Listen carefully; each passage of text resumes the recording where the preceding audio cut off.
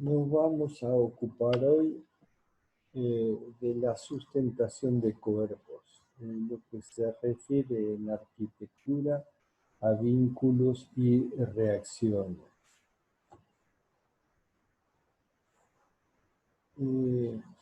Básicamente esto está basado en el principio conocido como de acción y reacción. Y este principio tiene múltiples ejemplos para visualizar.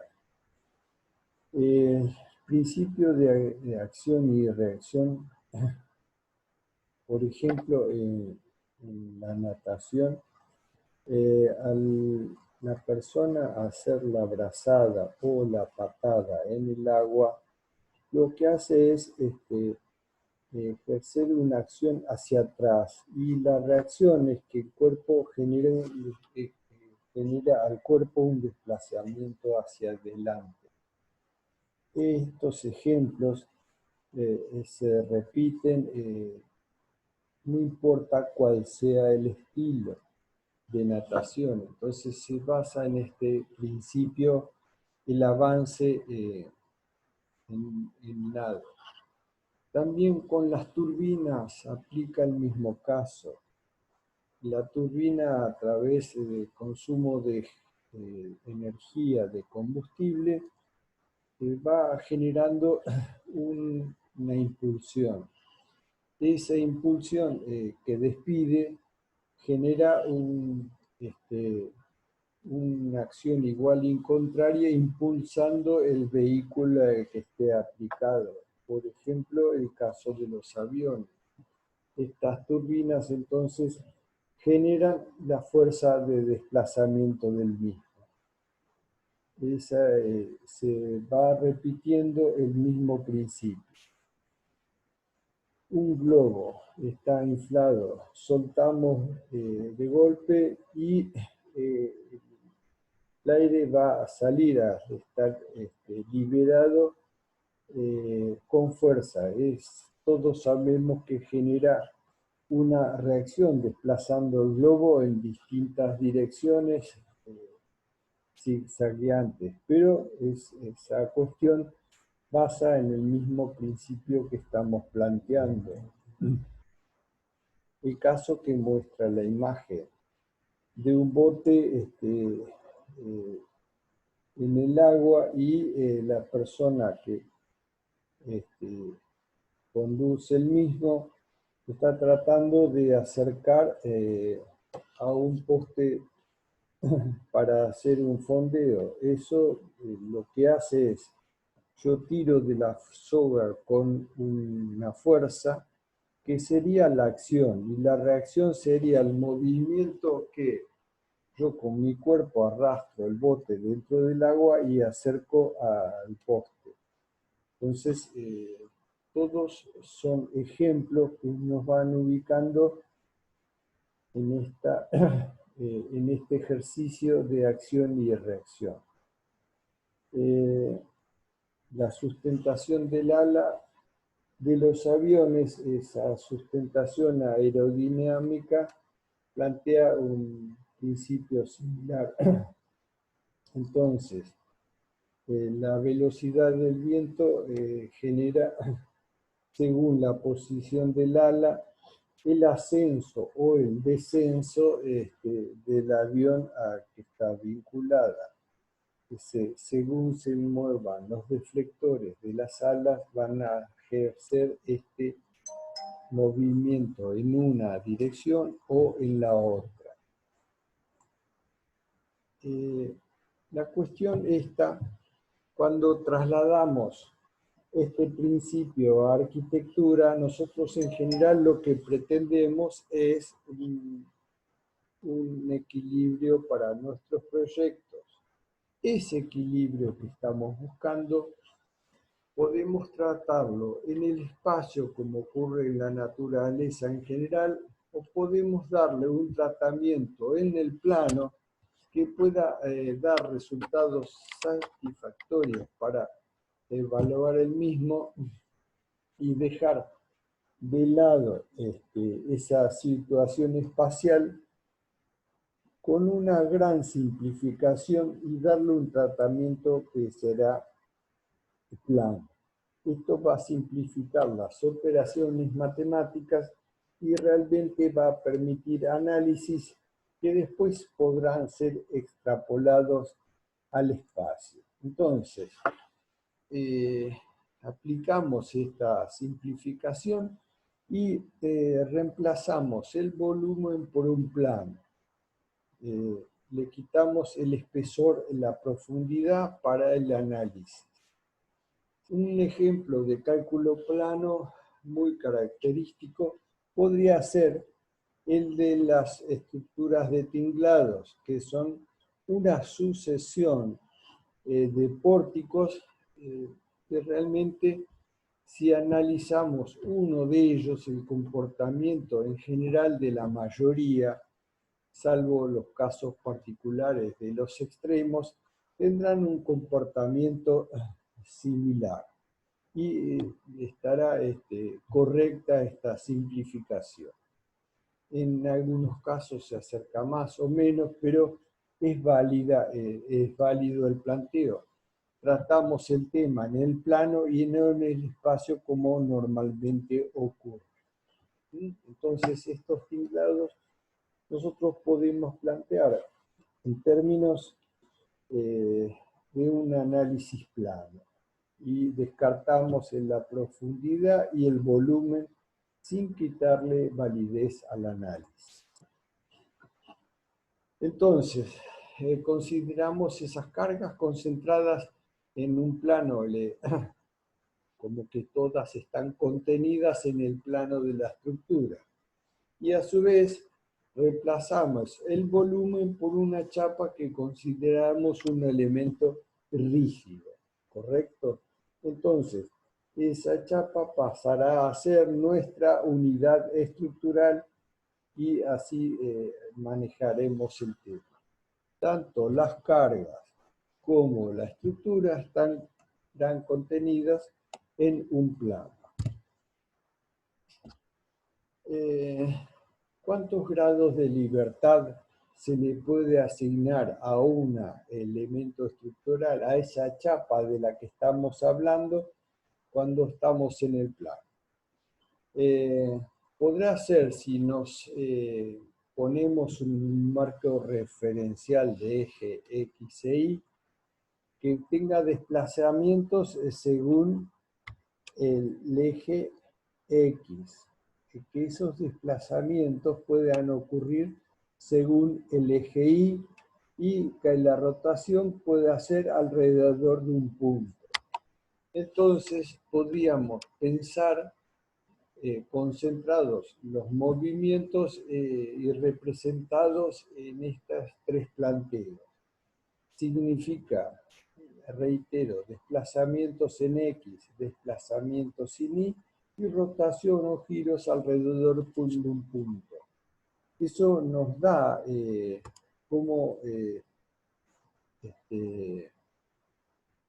como conducta realmente un grado de libertad de cada una de las chapas que tratemos de 3, ¿correcto? Entonces, ya sabemos que en el plano un cuerpo puede tener 3 grados de libertad. No perdamos de vista que estamos trabajando con un par de ejes de referencia, coordenado, cartesiano, como lo hacemos habitualmente. Nosotros buscamos el equilibrio en nuestros proyectos estructurales. Planteados estos 3 grados de libertad, nos debemos proponer de qué manera podemos sustentar nuestras chapas, hablando simbólicamente de nuestra estructura, para restringir e impedir esos 3 grados de libertad. Debemos disponer elementos que generen restricciones concretas y ataduras tales que esos grados de libertad lograr que ellos desaparezcan y lograr equilibrio estable a través del tiempo. Eso es lo que cuenta, eso es lo importante.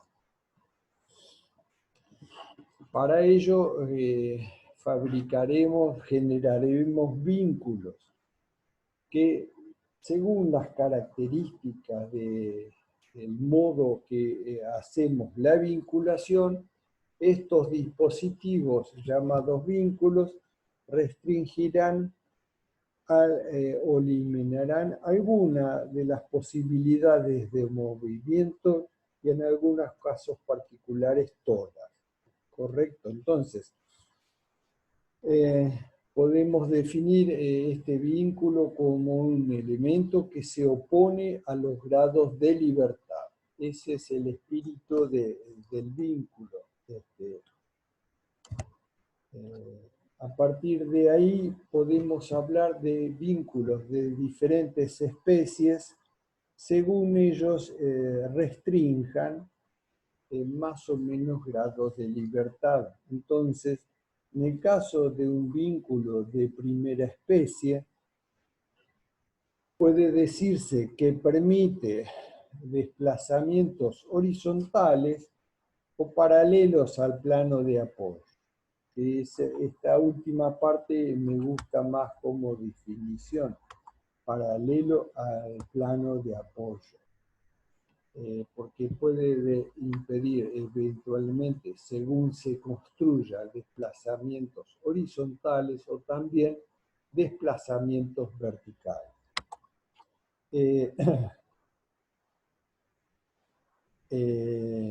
Entonces, permitiría, según su construcción, desplazamientos horizontales o paralelos al plano de apoyo. Y permitiría giros alrededor del punto de articulación. Impediría desplazamientos verticales o normal al plano de apoyo. Entonces tiene la virtud de restringir o impedir 1 grado de libertad. Recordemos que una chapa, una barra, una estructura unitaria, por así decirlo, tiene 3 grados de libertad.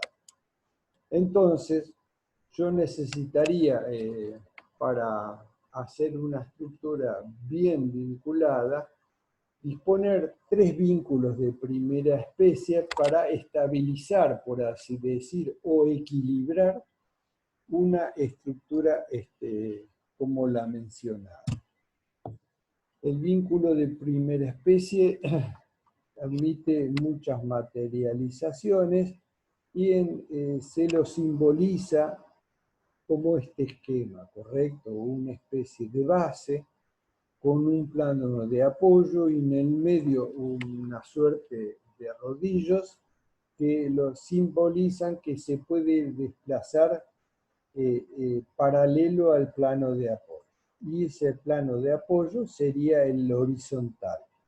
En este caso, para afinar la definición, impediría desplazamientos verticales, permitiría desplazamientos horizontales y permitiría giros a través de la articulación de vinculación, ¿correcto?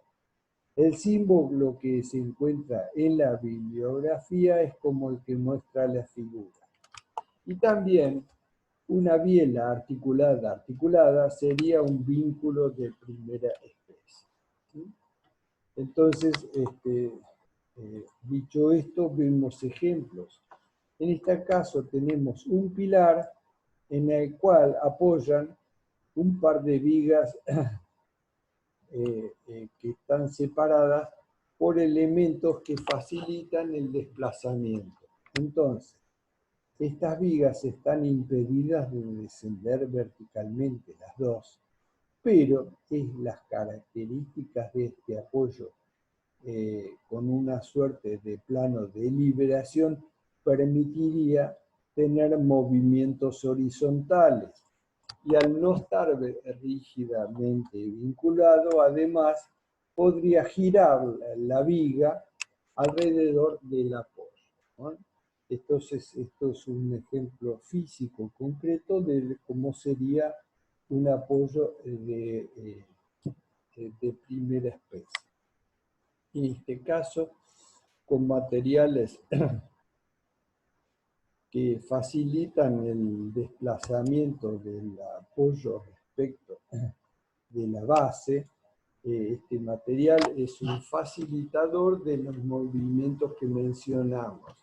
Reemplazaría al esquema conceptual de esos rodillitos que en la práctica son difíciles de materializar. Pero con estos elementos nos permite realmente tener el desplazamiento mencionado. O sea, la estructura se puede desplazar horizontalmente, puede girar alrededor de este punto porque acá se encuentra solo apoyada, pero no puede tener movimientos verticales como los que señala láser. Entonces, estos ejemplos nos van haciendo tomar de alguna manera conciencia de cómo es la materialización de los vínculos. En otros casos, por ejemplo, en madera, con ayudas metálicas. Entonces, escuadras metálicas que vinculan el apoyo de una columna, el apoyo de una columna contra un elemento transversal. Entonces, estos elementos generan una continuidad y una fijación. En el caso, es por ejemplo, el que estamos señalando, es una cumbrera de un techo visto de abajo. La unión de dos tirantes de un techo a dos aguas que están vinculadas por esta chapa en el extremo de contacto. Esto es así que, por ejemplo, también en el caso de la columna que apoya sobre una plataforma metálica, y esta plataforma metálica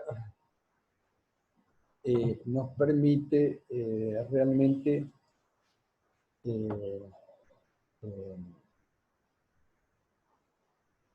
hacer un vínculo simple, donde se permita el giro, se permita los desplazamientos horizontales, pero están impedidos los desplazamientos verticales. Vínculo de segunda especie. Este tipo de vínculos realmente tienen la posibilidad de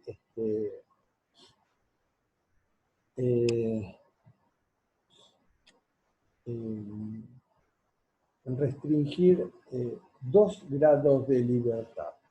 Entonces, en este caso, decimos que permite giros alrededor del punto de articulación, pero impide 2 movimientos. Entonces, movimientos que impide son verticales y horizontales, o perpendiculares al plano de apoyo y paralelos al plano de apoyo.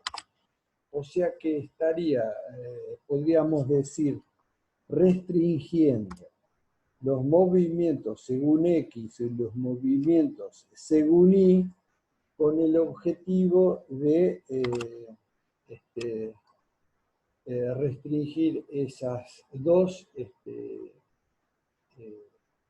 esos dos movimientos posibles y solo permite el giro alrededor de la vinculación. Entonces, acá graficamos, impide esto, movimiento vertical, e impide movimiento horizontal porque está vinculado y permite el giro de la estructura alrededor de la articulación. El símbolo con que lo encontramos en la bibliografía es el que estamos viendo en este momento. Y vínculos materiales reales son, por ejemplo, una base de hormigón al cual se le pone bulones anclados con realmente varillas roscadas y con una planchuela soldada y articulada a las dos columnas que descargan en este punto, y con los respectivos bulones queda fija, impidiendo desplazamientos horizontales, desplazamientos verticales y permitiendo giros alrededor del eje de la misma. Esta es un poco la idea de la sujeción. Y este sería un esquema de lo que podrían ser esas columnas, como pueden ser conformadas por perfiles y demás elementos. Y acá tenemos una variedad de ejemplos de materialización de apoyos, en distintas circunstancias de estructuras, o sea, podemos tener vigas sobre columnas, vigas secundarias sobre vigas principales. Todos ellos representan vinculaciones de segunda especie con dos restricciones de movimiento. Y los vínculos de tercera especie, por último ejemplo, realmente son aquellos que tenemos impidiendo los tres movimientos, o sea que impiden los giros en el punto de unión, impiden desplazamientos verticales, impiden desplazamientos horizontales, o sea, normales y perpendiculares al plano de apoyo. No permiten ningún movimiento, entonces este tipo de estructura restringe los 3 grados de libertad. Y podemos ver en el gráfico que no permite giro por el hecho de estar empotrado, no permite descensos y no permite desplazamientos horizontales. O sea que equilibramos la estructura con un solo vínculo, restringiendo los 3 grados de libertad. Acabamos de ver entonces los 3 tipos de vínculos posibles. Acá tenemos cómo se simboliza en general en la bibliografía un empotramiento.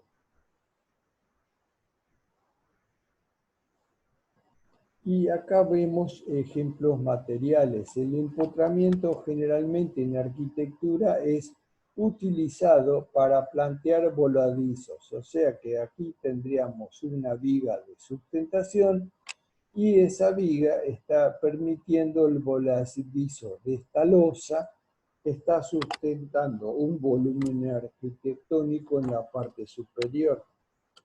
En lo mismo en balcones pasa exactamente lo mismo, se considera empotrado acá y este elemento estructural, esta losa, estaría volando a partir de esta viga que estaría sosteniendo la estructura. Entonces esta viga genera el sustento para el voladizo, correcto, generando una situación de empotramiento como el anterior. Y también en aleros, como este, donde hay un vuelo para generar una situación de protección de lo que está por debajo, como en estos dos casos que muestra la figura. También en arquitectura son muy apreciados por su audacia proyectos de estas características donde se genera una suerte de arquitectura etérea, donde está planteado el tema.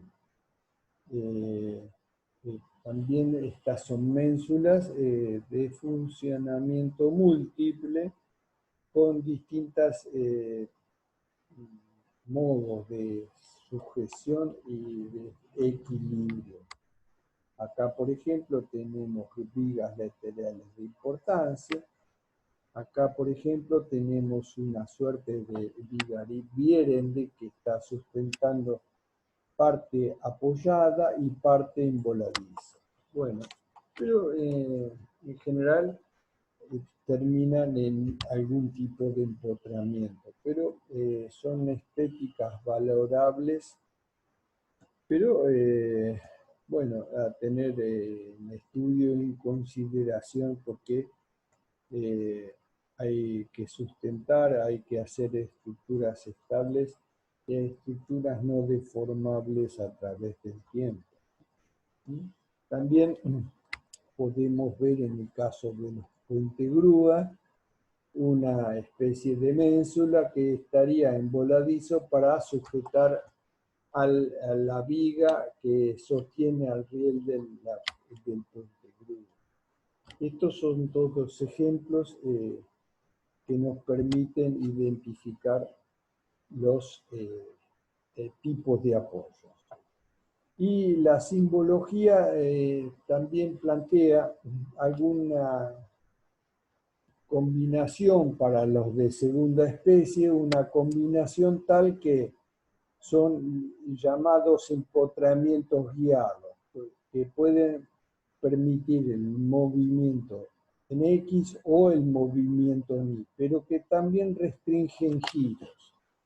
O sea, es una clase de vínculo menos conocida, menos vista, menos usada, pero no menos válida. El vínculo de segunda especie, entonces, decíamos que estos ejemplos impiden giros y desplazamientos en un plano.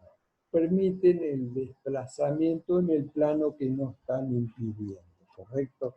O sea que restringen solo 2 grados de libertad. En la práctica cotidiana, según los materiales, algunos tipos de vínculos no son tan fáciles de concretar y materializar y no es tan perfecto el funcionamiento, pero algunos sí se pueden lograr. Un descanso, una pausa y en un rato continuamos.